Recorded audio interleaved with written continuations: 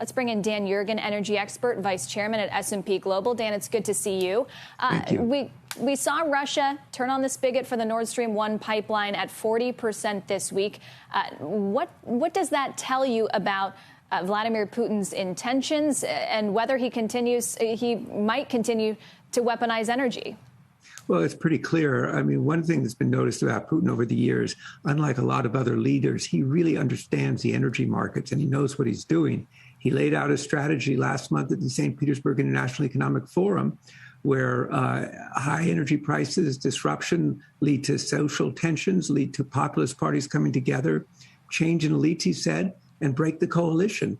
And I think that's exactly what he's doing here is reducing, managing supplies to create disruption and drive up prices.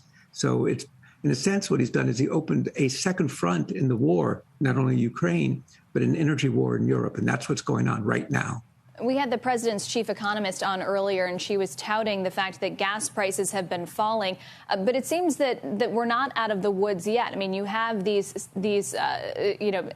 releases from the Strategic Petroleum Reserve that are set to roll off this fall. You have the December 5th deadline when the European oil embargo from Russia goes into place. And I'm wondering if you think that this decrease in prices is short-lived and we could go up from here throughout the fall.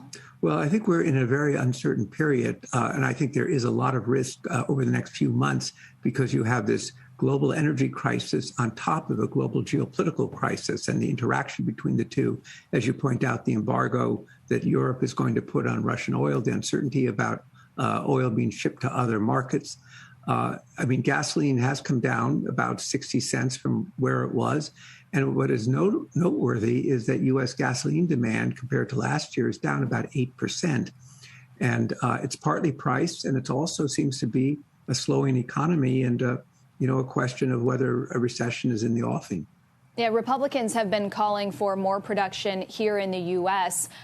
To bring more supply onto the market. The oil and gas industry has been suggesting that they aren't able to get finance to reopen some of these refineries. And Dan, earlier this week, I sat down with David Solomon, who's the CEO and chairman of Goldman Sachs, and I asked him if Goldman would be willing to finance a refinery that a company wants to bring back online. He said yes, and here was the rest of his answer.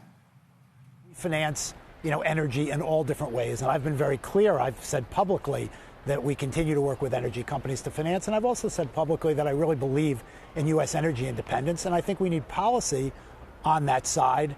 So the companies who say the money is not there, are they being disingenuous? I think it's a little bit more complex than that. I think it's, you can't look at just Goldman Sachs or any one individual bank. There's no question that institutional capital has been reallocating or shying away from certain industries, and that has an effect. So by institutional capital, he means the likes of BlackRock, Vanguard, Fidelity, not wanting to invest in some of those fossil fuel companies. But are you getting any sense that that capital, given the demand that we're seeing, is going to start flowing back into that sector? Well, I think there is some sense now. It's easy when energy is cheap and there isn't a lot of pressure to sort of say, well, we're going to put capital elsewhere. But I think investors are now looking at energy and saying, actually, there are returns to be made there. Opening a refinery that's been shut is a pretty difficult job. It's not something you just turn around, and you have to be, because it's not only finance, it's also regulation. How much would it cost to upgrade to meet new regulations and so forth? So I think there is some new additional refinery capacity coming on in the United States, but we've had a lot of closures or converting them to bioenergy refineries. So, I mean, there is, on top of this global oil tightness shortage, there's also a very big problem about refining, and in particular, Russia. The U.S. was importing 600,000 barrels a day of intermediate product to make our refineries on the East Coast more efficient, and that stopped. So there's a whole disruption going through it. But I think there is a reassessment that this amnesia about energy security is over, and realize the stakes are really very, very high. Yeah, well, the U.S. is at 94% refining capacity, so hard to see where some of that comes from, though the administration is still calling for it. Dan, we appreciate your time. Dan Yergin from S&P Global.